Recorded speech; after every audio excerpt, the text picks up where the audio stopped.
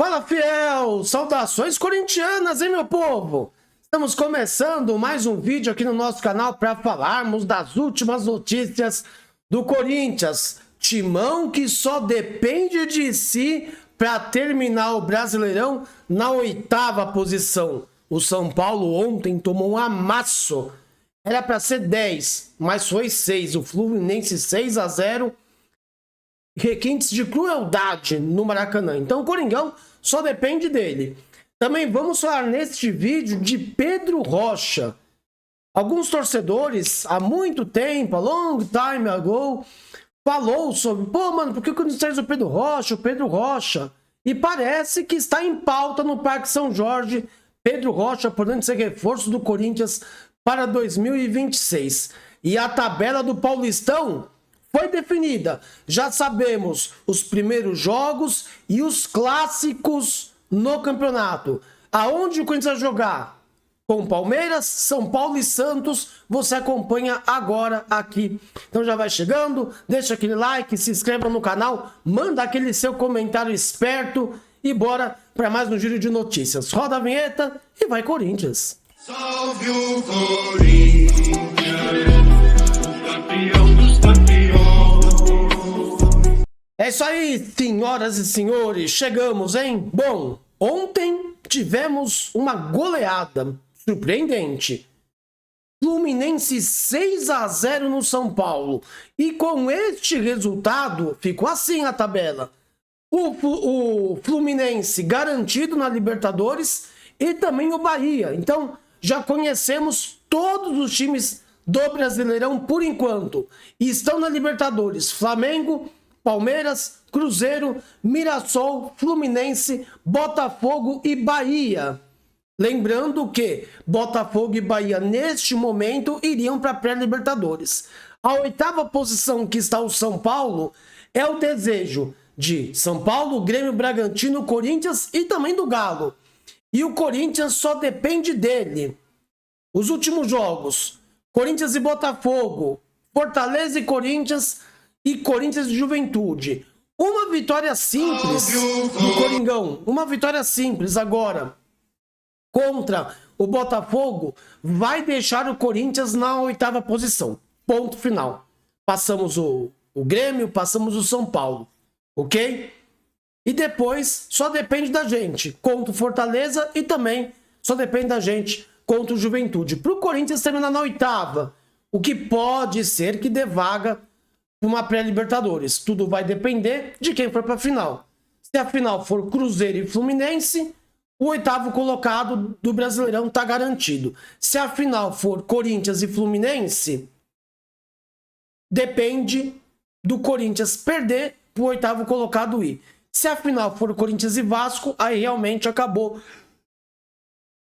Não teremos o 8º colocado indo para pré-Libertadores. Deu para entender? Corinthians e Vasco, G7. Cruzeiro e Fluminense vira G8. Corinthians e Fluminense depende da derrota do Corinthians na final e o Fluminense no campeão para abrir G8. São esses os possíveis cenários para a Copa do Brasil e vai ter gente sim torcendo, fazendo figa. Quem terminar na 8ª posição vai estar assim, ó, fazendo figa para Cruzeiro e Fluminense irem para finais ou um dos dois, né, serem campeões da Copa do Brasil. Mercado da bola. Nós sabemos que tem o transferban. O Corinthians deve pegar o empréstimo. Tá complicada a situação financeira. São 40 milhões do Félix Torres para pagar à vista. Tem mais 41 milhões do Rojas que pode ser parcelado, mas vai ter que pagar também, além de salários, 13º. O Corinthians deve recorrer a adiantamentos da Liga Forte União e também ao empréstimo através da Liga Forte União para pagar o transferban e poder registrar jogadores. Pedro Rocha, destaque da Série B do Brasileirão, está no radar do Corinthians. Então o Corinthians avalia a contratação de Pedro Rocha para a próxima temporada. O atacante destaque do Remo na Série B agrada a diretoria alvinegra, que já iniciou conversas internas sobre o nome. Eu vou passar para vocês também os números do Pedro Rocha na temporada dele no Remo. Foi bom, não vou dizer que ele é mau jogador, foi muito bem na Série B, destaque, artilheiro, e tem um contrato que se encerra agora, em novembro, então ele tá livre no mercado. Caso o Corinthians realmente tenha um interesse, é para acertar salários e luvas, não vai ter que fazer investimento, tipo da contratação que o Corinthians gosta de fazer, sem gastar muito. Você que está me acompanhando agora, traria ou não traria Pedro Rocha para 2026? Você acha que vale a pena o investimento? Podemos considerar Pedro Rocha o primeiro reforço do Corinthians para a temporada 2026? Deixa aqui nos comentários a sua opinião, porque os números do atleta em 2025 na Série B foi muito bom. Ele tem 31 anos, de 32 jogos ele foi titular em 31, 15 gols marcados, foi o artilheiro da Série B, deu 8 assistências na Série B, foi o segundo em assistências, 23 participações em gols, o primeiro da Série B. De 104 finalizações ao gol, ele fez 36, 43 passes, 13 grandes chances criadas, foi o primeiro também da Liga, da Série B. Ele criou 13 grandes chances de gols, 44 dribles precisos, 112 duelos aéreos, faltas sofridas. É óbvio que é uma temporada muito acima da média. A melhor temporada do Pedro Rocha na sua carreira. Ele que já foi do Grêmio, jogou no Spartak Moscou, jogou também no Cruzeiro, Atlético Paranaense, Flamengo, mas brilhou no Remo na Série B.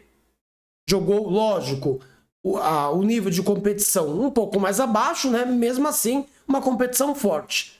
Se vale a pena ou não vale a pena, não depende de mim. Se o Corinthians quiser contratar o Pedro Rocha, que contrate. O problema é o torcedor que vai colocar talvez uma esperança no Pedro Rocha. Não, que o Pedro Rocha é pica pra caramba. E daqui 5 rodadas começa a descer a malha no cara. Pede hoje porque tá na moda pedir jogador. Vamos abaixar a folha, vamos gastar, fazer bom em barato. O movimento do clube é interessante. Vamos atrás de destaques de Série B, até da Série C, ou de times um pouco mais inferiores. É o movimento certo do Corinthians, buscar esses destaques. Só que nós temos que ter paciência. Queremos uma diminuição da folha? Temos que entender isso e paciência também para não ficar queimando o jogador. Então é aguardar agora e ver se Pedro Rocha será reforço do Corinthians para a temporada 2026. Lembrando, tem que pagar o transfer ban. E o Paulistão, que já definiu o seu modelo o seu formato, né? Vai ser uma liga no mesmo estilo da Champions League, apenas 8 jogos, os 8 primeiros se classificam para as quartas de final, jogo único, semifinal, jogo único e a final, jogos de ida e volta. O primeiro pega o oitavo, o segundo pega o sétimo, o terceiro pega o sexto e o quarto pega o quinto colocado. Este é o formato, uma liga do Paulistão, não é mais fase de grupos. E os 8 jogos do Corinthians e de outros clubes foram definidos e a Federação Paulista divulgou os jogos. Então o Corinthians já sabe que vai estrear ou no dia 10 de janeiro, né, domingo, sábado, ou dia 11, a data aí tá dia 11, então provavelmente é dia 11, teremos Corinthians e Ponte, como vamos ter Mirassol e São Paulo, o clássico Portuguesa e Palmeiras. O Corinthians joga com o Bragantino a segunda rodada, quarta-feira, dia 14 de janeiro. Depois pegamos o primeiro clássico. Domingo, provavelmente, 18 de janeiro, Corinthians e São Paulo. O jogo acontece na Neoquímica Arena. Aí um outro clássico também, só que na Vila. Santos e Corinthians na quarta rodada, dia 21 de janeiro. No dia 25 de janeiro, domingão, teremos Velo Clube e Corinthians. A sexta rodada com Corinthians e Capivariano, dia 1º de fevereiro. A sétima rodada e penúltima da fase de liga, Corinthians e Palmeiras. Neoquímica Arena, 8 de fevereiro. Marque na sua agenda. E o Corinthians encerra a sua fase, os seus jogos na fase de liga, jogando fora de casa, no domingo, 15 de fevereiro, contra o São Bernardo, aqui no ABC Paulista.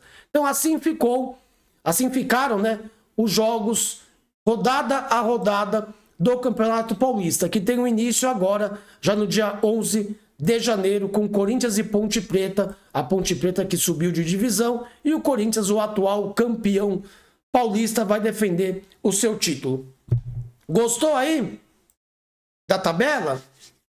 2 clássicos em casa, né? São Paulo e Palmeiras, talvez os 2 mais complicados, e joga fora com o Santos. O que você achou? Ou preferia pegar o Palmeiras fora e o Santos em casa junto com o São Paulo? Eu até gostei aí da distribuição que foi feita para a montagem da tabela.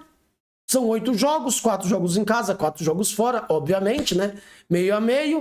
O Corinthians deve avançar para a próxima fase do Paulistão, e aí vamos ver no mata-mata como nós iremos sair. Esperamos que o Corinthians termine em primeiro para ter vantagem nas quartas, na semi e também na grande final.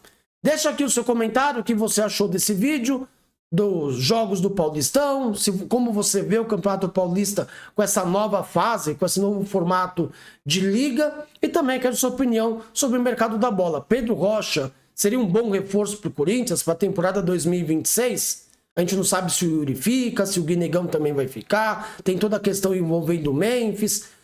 Tem o retorno muito provável do Pedro Raul. Héctor Hernandes deve sair. Tem Vitinho. Enfim, Pedro Rocha agregaria ou não ao Corinthians? Deixa aqui nos comentários. Se inscreva no canal se você ainda não é inscrito. E se gostou do vídeo, dá aquele like pra gente, que fortalece e ajuda o YouTube a entregar para mais e mais corintianos. Nos vemos em qualquer minuto, ou em vídeo ou em live. Tamo junto, até a próxima e vai Corinthians. Tchau.